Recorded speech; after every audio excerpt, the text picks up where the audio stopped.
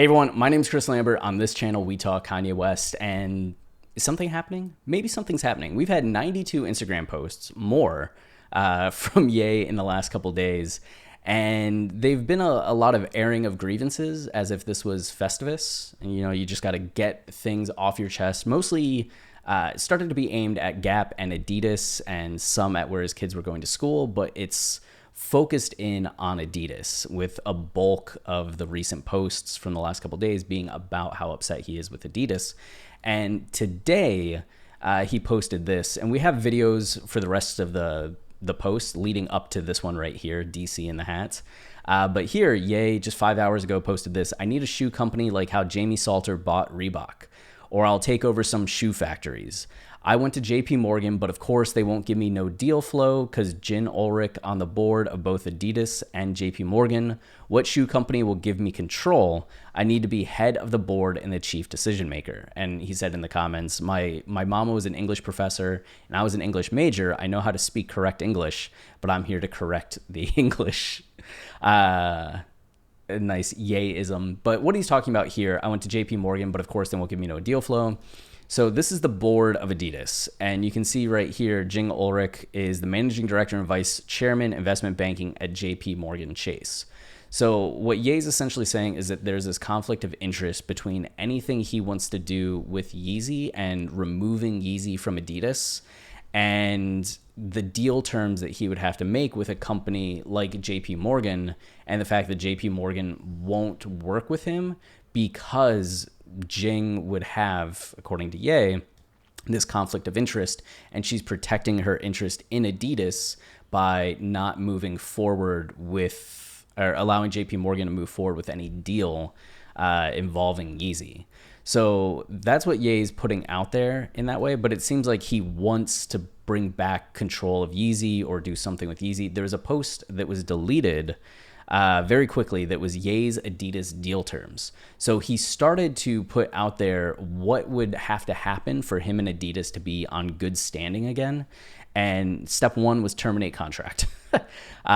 Step two is take back IP, meaning that he gets ownership of all the stuff that was his intellectual property that Adidas now considers theirs. Three, Adidas pays $2 billion to Ye for stealing IP and damage to brand, mental health, social standing, family, emotional abuse, blackmail, not opening stores, and lying about factory capacity. Ye had mentioned that it was in his contracts with both Adidas and Gap that they open brick and mortar stores, specifically, I think, for Yeezy, and neither have done so. And he's been pretty upset about that. And he had mentioned that Daniel Cherry here had offered him $1 billion for Yeezy on a whole, as a whole. Like, hey, we'll buy it for $1 billion, then you can, go do your thing. And Ye's like, no, I'm not going to sell for $1 billion. You're actually going to pay me $2 billion just to make me happy. That's not even a sale price. That's just what Ye feels he's owed. So you can imagine how insulting he thinks a $1 billion sale term is. And then four, Ye owns and operates Yeezy going forward. One of the things in the initial contract that they had was that Ye was supposed to have final say over all product, like full creative decision making, naming, colorways, release. Like nothing could be released without his okay. And then it seems like over the last couple of years, Adidas has started releasing things without Ye's permission, which is one of the reasons he's so upset, especially if it's in his contract. So it's like, if he's not giving an okay, then why are they still releasing Yeezys?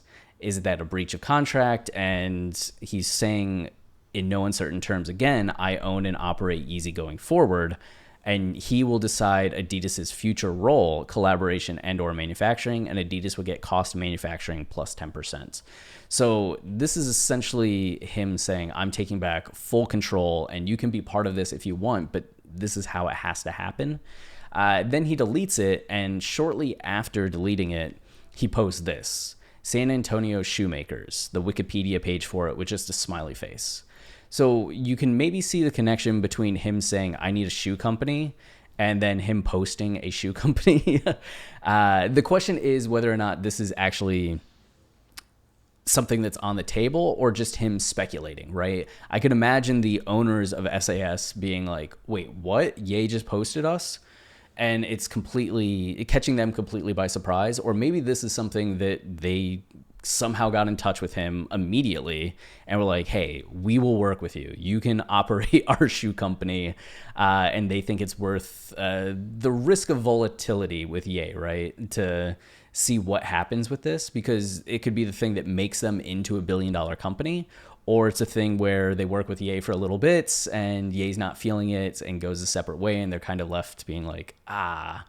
But you would hope with them already having a successful business that it's worth the risk for them, essentially, like stupendously worth the risk for them. But the implications with the smiley face, it's just like, yeah, are they working together? Is this something that's like already on the table and happening, which would be pretty cool. Looking at San Antonio Shoemakers, you can see here, it's committed to making the most comfortable shoes in the world. So they're handcrafted leather. Everything is very specialized. And Ye talked about wanting both factory or a shoe, or either a shoe company or factories. And this team, Terry Armstrong and Lou Hayden, who are the founders, have both factories and a shoe company. Today, we continue to handcraft our shoes from only the softest, high-quality leather. Just one pair of shoes may go through up to 100 different steps. There are 14 primary operations that take place in our factories, like leather selection, dye making, cutting, lasting, and more. Within those operations, approximately 80 different skilled pairs of hands are carefully constructing and inspecting each shoe to make sure the SAS shoes you choose are the best made footwear in your closet. So the difficult thing here would be, I don't know if Ye's looking to make leather shoes and they'd essentially be renovating their entire operations, but maybe he adjusts to what they have, right? Rather than making them adjust to what he wants. But the latter seems more likely than the former.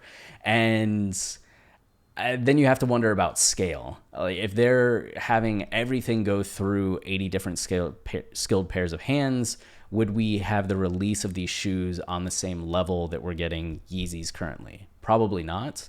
So you imagine Ye would be able to scale up the company once he owned the company, but there's still going to be some growing pains, you'd imagine, especially with just price points when you don't have necessarily the processes down, and then also just the amount of product available. But it would be interesting, and Ye has talked about, I think, or had interest in Texas recently, so them being located in San Antonio is something interesting as well. Ye had been down here a couple times since Elon had moved down here as well. So we'll see what this comes to. Like if this is an actual offer that SAS made and Ye will take them over, or if Ye's just kind of showing that there are shoe companies that he could probably take over, and SAS is one of them. And then somebody made this, which was pretty funny on What's Up Ever. Rye is cool. Rye is cool. Just San Antonio Shoemakers, their Wikipedia page here, you can see. Manufacturer based in San Antonio, specializing in handcrafted men's and women's shoes, family-owned operations. And I don't think this was actually added. You can go to the history and click through and see what people added or took away. Like earlier, somebody added, they are a Kanye West company. So that was made at 9:19, and by 9:21 it was taken away. They're a family-owned company. It got switched back to that. But Rye is cool here put in, or somebody mocked up, Chris Lambert is nearly as sexy as Travis Bean, just in the middle of the description of San Antonio Shoemakers. And I'll take it. Travis is sexy, you know? I'll take being almost nearly is the word, as sexy as Travis. So that's something to keep an eye on. Ye's had a lot to say over the weekend, but we're curious if that was going to end up, or what action that would end up arriving at. And it seems like maybe something is finally happening, or at least he's posturing a lot more and maybe something will happen soon. But making this request of needing a shoe company and seeing who steps up and makes a deal with him will be very interesting, especially if it's not like a Reebok or a Puma or someone that's like a tier 1, tier 2. We're starting to get into places that are a little more local here, but You can see they're carried in 100 retail stores in the United States, Canada, Mexico, Australia, Korea, Kuwait, United Arab Emirates? No, UAE, Saudi Arabia, Panama, Chile, Israel, and England. So, yeah, might be the start of something. All right. Until next time, stay wavy and keep it loopy. Cheers.